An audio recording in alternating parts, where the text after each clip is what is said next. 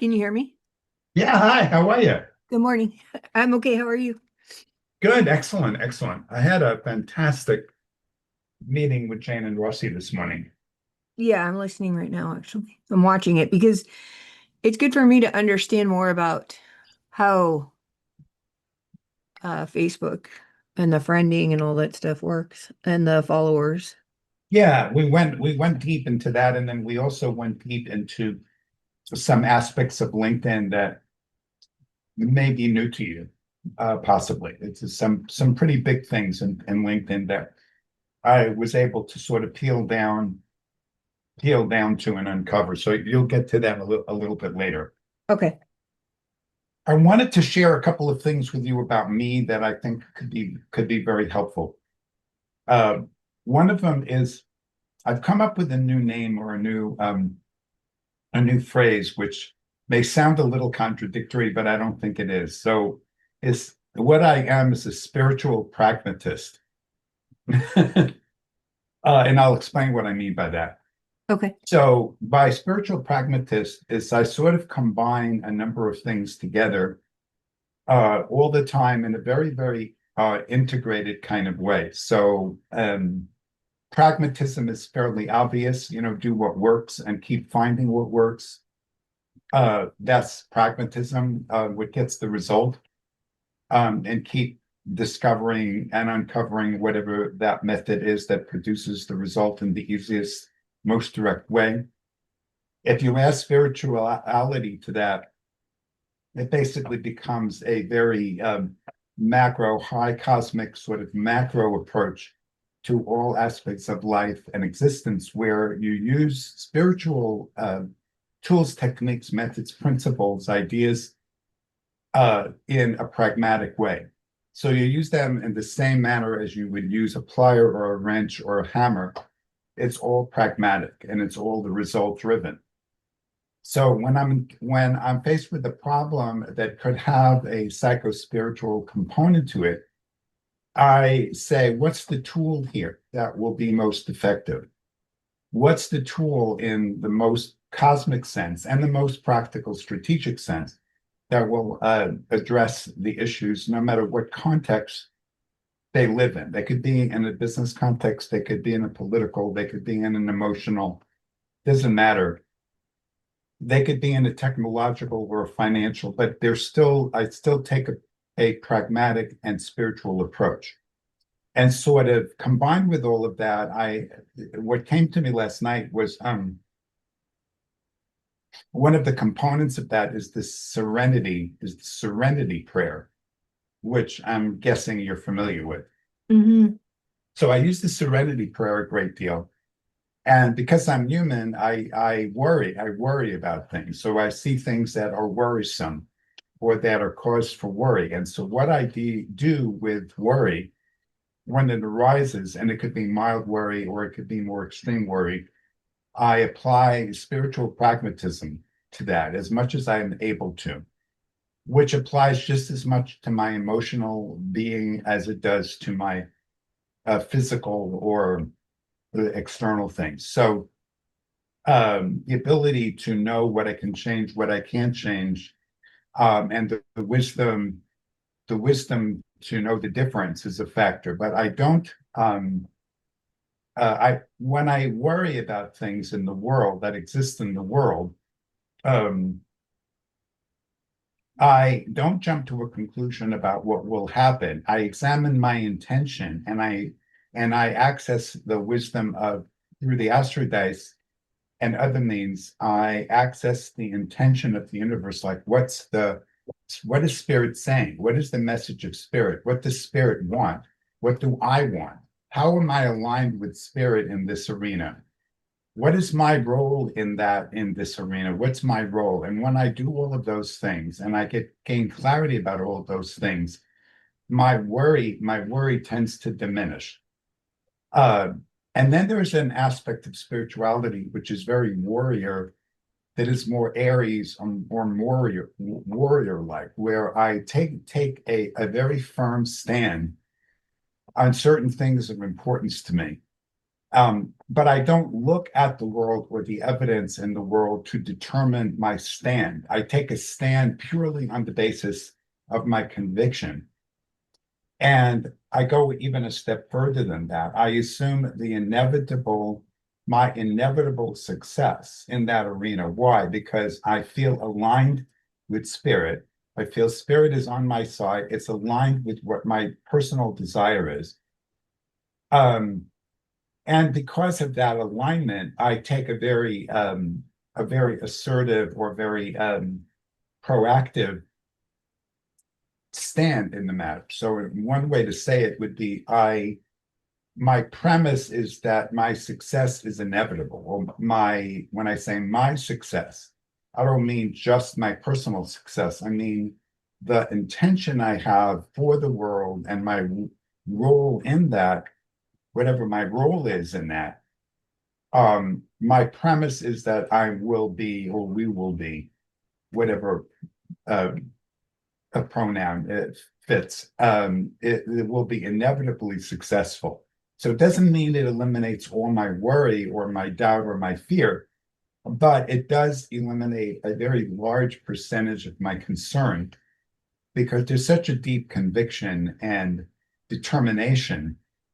But the that conviction and that determination and that spiritual pragmatism and sense of inevitable success is born from an awareness of my relentless determination towards that outcome.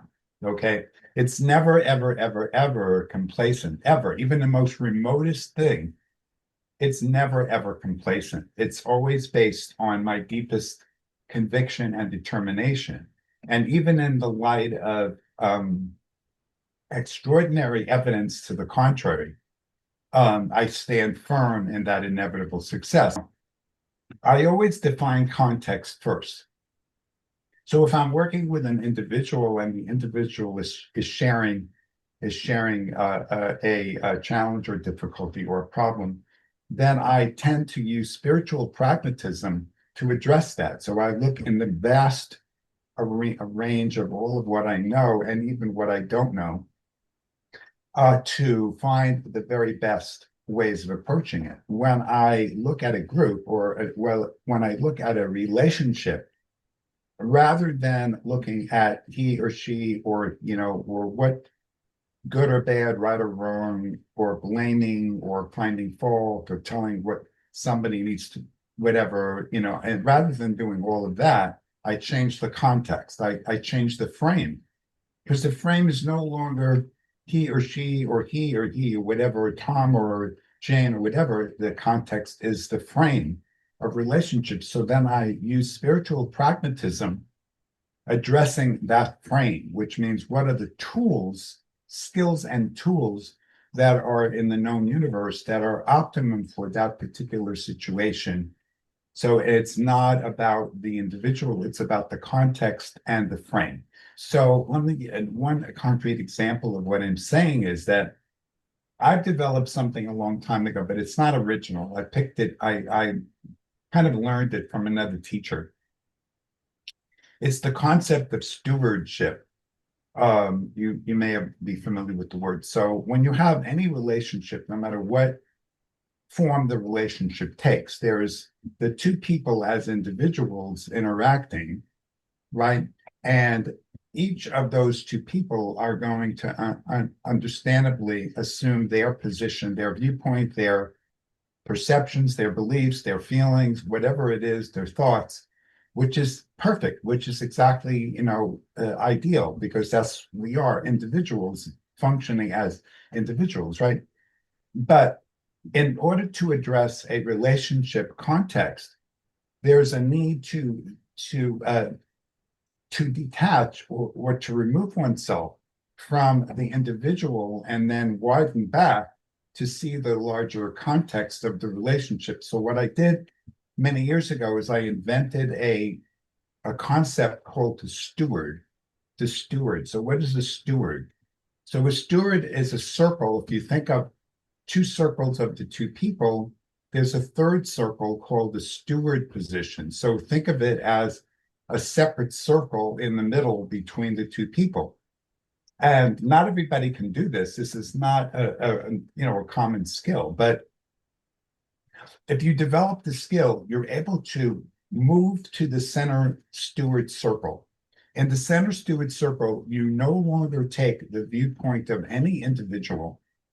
Your sole viewpoint is the relationship as a context, not any person. You're not holding a flag or making a voice for some viewpoint. No, you're only looking at the larger context, and you're saying what tools, strategies, methods, concepts, ideas are useful and valuable in a pragmatic way to address whatever this relationship needs or wants. And if you tune in and you feel into it, and you can be 100% settled in the steward position, then you're able to do that. So of course, a key example is Susan Campbell, and all of her brilliant wisdom and all of the things she spent her whole life developing, which is, her little life mission is all these brilliant things she's done. Live, or at least for me, live in that steward circle. And they never, never, ever get into wrong, right, good, bad, she's needs to change, he needs to change, she's bad, yeah, blah, blah, blah, blah, blah. All that stuff gone, absolutely gone. All that matters is the context and the steward circle. Okay. So I look for the right wrench or screwdriver or hammer. It doesn't mean that I'm not also living in my own individual circle with my own personal feelings, viewpoints, attitudes, beliefs, et cetera, et cetera. Of course I am, because I don't escape my personal circle. But while I'm in the steward circle, I have the ability to separate, or I've developed the ability to separate from that and just look pragmatically, spiritually at that larger context. So it's having the right wrench, screwdriver, pliers, hammer is what you look for when you're in the steward circle. So, and because I've spent 40 plus years learning about toolkits in every arena of life, whether it's advanced mathematics or whether it's astrology, it doesn't really matter. The principle is the same. Find the right tool that applies. Okay. Einstein had a mathematics problem when he was developing the theory of relativity. This is not particularly known or commonly known, but Einstein was deficient in mathematics in that particular context, not because he wasn't trained in advanced mathematics or he lacked capacity, but he didn't have the specific tool that he needed to accomplish the result that he wanted in physics. He didn't have it. So he had to go outside of his container, which he did on several occasions. A man by the name of Lorentz, Lorentz, Lorentz, was a brilliant mathematician who developed something called the Lorentz transformation. And Einstein, had to consult with him, and there were other instances as well, where he had to expand his repertoire mathematically in order to accomplish the result. So he was a pragmatist.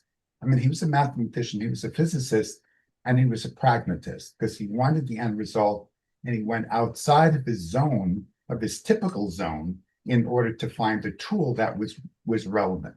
Now, of course, history reports Einstein as if he was a brilliant mathematician who somehow, some way found the Lorentz transformation or invented it, but he wasn't. He didn't know it. He didn't have it. He had to go outside his zone to get it. And there were other instances, and that's part of the reason why he made that really funny quotation of whatever your problems in mathematics are, I can assure you mine are greater.